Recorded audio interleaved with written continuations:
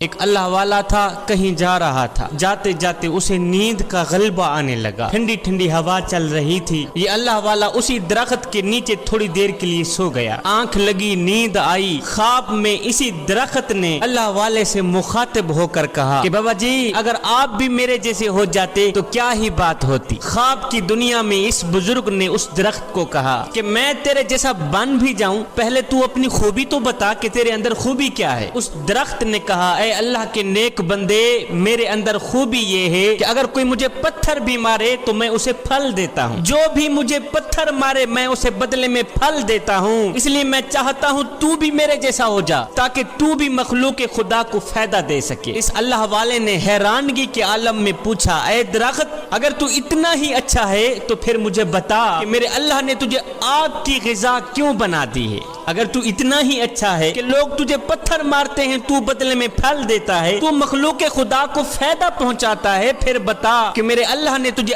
آگ کی غذا کیوں بنا دی ہے؟ یہ سن کر درخت نے جواب دیا بابا جی میرے اندر خوبی کے ساتھ ساتھ ایک خامی بھی ہے، خوبی کے ساتھ ساتھ ایک بہت بڑی خامی ہے جس نے میری تمام خوبیوں پر پانی پھیرا ہوا ہے، جس نے میری تمام خوبیوں کا ستیہ ناش کیا ہوا ہے، اور یہ خامی میرے اللہ کو اتنی ناپسند ہے، اتنی ناپسند ہے کہ اس خامی کی وجہ سے اللہ نے مجھے آگ کی غذا بنا دیا ہے۔ اللہ والے نے پوچھا وہ کون سی خامی ہے؟ تو اس درخت نے کہا اے اللہ کے نیک بندے میرے اندر خامی یہ ہے کہ جدھر کو ہوا چلتی ہے نا میں ادھر کو ہی ہو جاتا ہوں، جدھر کو ہوا چلتی ہے میں ادھر ہی کی طرف اپنا رخ کر لیتا ہوں، بس یہی میری خامی ہے کہ جدھر کو ہوا چلتی ہے میں ادھر کو ہی ہو جاتا ہوں، یعنی میرے اندر استقامت نہیں ہے، جبکہ یہ عمل میرے اللہ کو بہت ہی ناپسند ہے۔ میں ایک جگہ پہ نہیں ٹھہر سکتا، کبھی کہاں کبھی کہاں، اور یہ عمل میرے اللہ کو اتنا ناپسند ہے کہ اللہ نے مجھے آگ کی غذا بنا ڈالا ہے۔ آج ہماری صورتحال بھی اس درخت سے ملتی جلتی ہے، ہم بھی کچھ ایسا ہی کر رہے ہیں کہ جدھر کو ہوا چلتی ہے ہم ادھر ہی کو ہو جاتے ہیں۔ ہم نام لیتے ہیں حسین کا، نقل کرتے ہیں یزید کی، ہم مرنا مدینے میں چاہتے ہیں مگر انجوائے کافروں کے ملک میں کر رہے ہوتے ہیں۔ اگر ہمارے اوپر کوئی بھی شخص 10 منٹ لگا دیں تو ہم اسی کے ہو جاتے ہیں، مسجد میں نماز پڑھنے کے لیے بھی چلے جاتے ہیں، پھر کسی کے کہنے پر کنجر خانے میں بھی جانے کے لیے تیار ہو جاتے ہیں۔ ہمارا تن تو مسجد میں ہوتا ہے لیکن من یاروں کے پاس ہوتا ہے، ہم کھڑے نماز میں ہوتے ہیں، کھڑے قیام میں ہوتے ہیں، کھڑے رکوع میں ہوتے ہیں، مگر ہماری یادیں